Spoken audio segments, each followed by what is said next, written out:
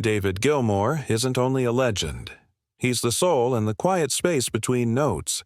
The man with the black Stratocaster who sent up that timeless plea and comfortably numb and turned the aching phrases of "Shine on You Crazy Diamond" into sorrow that seems to last forever. He didn't just play. He transmuted pain into sound, building cathedrals of grief and beauty from thin air, leaving songs so haunting that millions still fall silent when they begin. For decades, he was more than a musician. He was a vessel for human torment and transcendence, a calm storm whose solos cut deeper than words ever could. But that brilliance came at a heavy price. He was the friend who had to watch Syd Barrett slip into illness and distance, the bandmate who stood powerless as Richard Wright faced a cruel disease, and the artist wounded by betrayal, cast aside from the very band he had helped carry through its darkest hour. Those blows could have ended anyone. Yet he endured, turning each wound into music that refuses to fade. And now, at 79, just when it seemed peace had finally settled after so many storms, a shadow lingers, leaving millions stunned. What present still follows the quiet genius of Pink Floyd? Before we go on, take a moment to honor David Gilmour, a simple tribute for the man who transformed unbearable hurt into some of the most beautiful music humanity knows. Every legend is shaped not just by triumph, but by a hurt too deep to heal. For David Gilmour, that hurt began in silence. Silence so severe it marked every note he would ever play.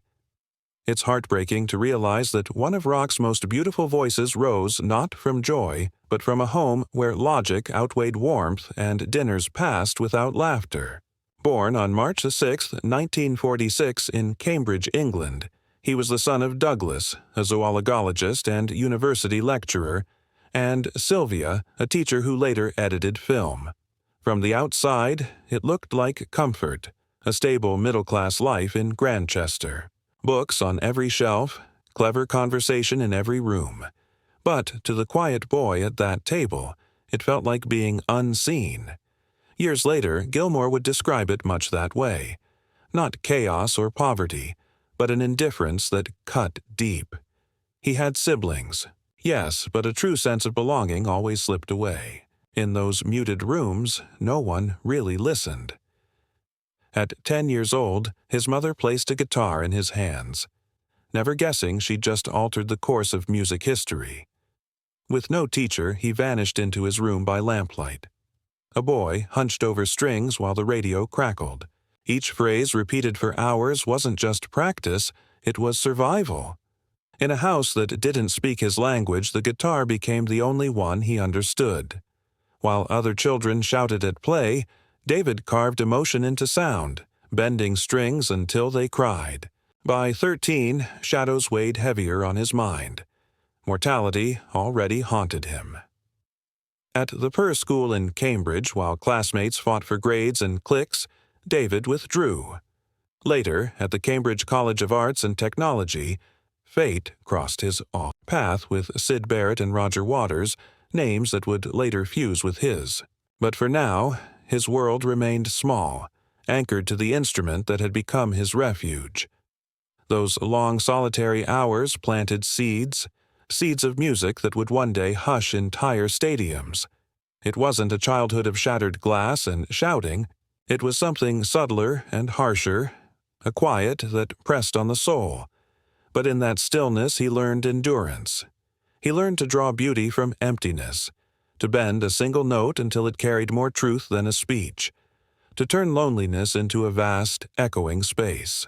The boy no one quite heard became the man whose guitar could steal an ocean of voices. Every real journey starts with struggle. David Gilmour's began with hunger. In the early 1960s, while his old schoolmates Syd Barrett and Roger Waters were carving out London's psychedelic underground, David was scraping by in small bands like Joker's Wild, a gifted player with nowhere to truly stand. He drifted to France with friends, chasing a dream across the continent. The road was unforgiving. Guitars disappeared, amps were stolen, money evaporated. Some nights there was only one choice: pawn the very instrument that carried his soul just to buy food. In Paris, in roadside cafes, and along cobbled streets, strangers walked by while he strummed for coins. To the public, Pink Floyd was rising. To David, Europe was a long road of empty stomachs and blistered fingers. When he finally returned, to London it was with nothing, no gear, no band, only a stubborn spark that refused to die. Then came a shock worse than hunger. He stepped into a studio where Pink Floyd was recording and saw Syd Barrett, the friend he'd once busked beside, fronting one of Britain's most talked-about bands. But this wasn't the same Syd. His eyes were distant. His speech was scattered. His movements unmed. The genius who once painted sound in impossible colors was fractured by heavy drug use and the onset of severe mental illness. Symptoms that looked like schizophrenia. Syd barely seemed to know him. The boy David had admired had become unreachable, and the band Syd had built stood on a cliff's edge. In 1967, fate turned again. Pink Floyd asked Gilmour to join, not as a replacement, but as an emergency stabilizer. A fifth member who could play when Syd could not. For a few unreal shows, 5 men stood on stage, 4 playing, 1 lost under the lights. David remembered turning to see Syd with his guitar drooping and eyes vacant as if the spotlight had turned to stone. It couldn't go on. Eventually, a grim decision was made. On the way to a gig, they simply didn't pick him up. That night, David Gilmour became Pink Floyd's lead guitarist. Fans saw a new man in a legend's place. David saw something else, a friend abandoned to illness. He carried that wound for life. Joining Pink Floyd didn't end the turmoil. Without their founding visionary, they were adrift.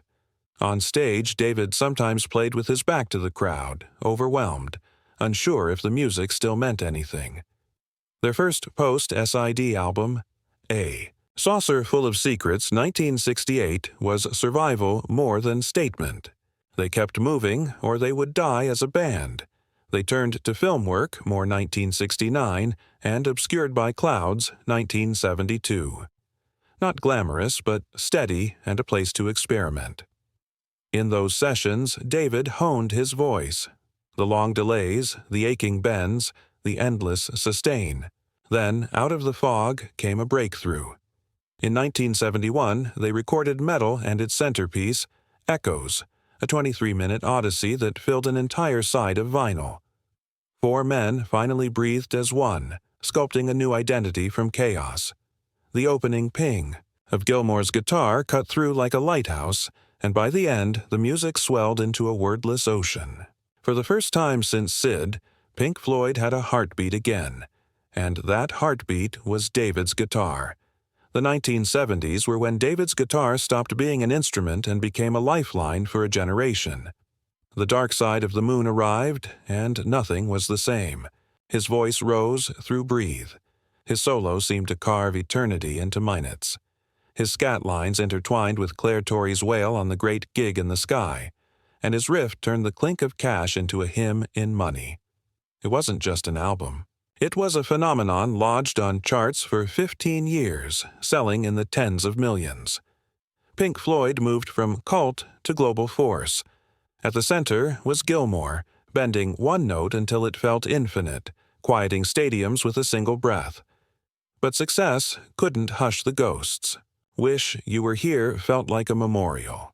Shine On You Crazy Diamond opens with 4 desolate notes, each a tear for Syd Barrett, the friend who led them all, now lost to addiction and untreated illness.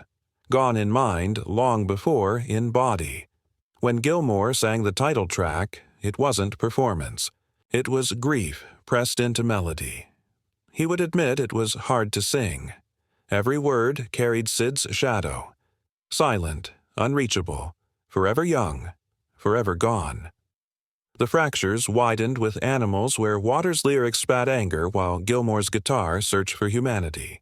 Then came The Wall, hailed as a triumph, lived as a battleground. In the studio, Comfortably Numb became a war zone. Waters demanded orchestral despair.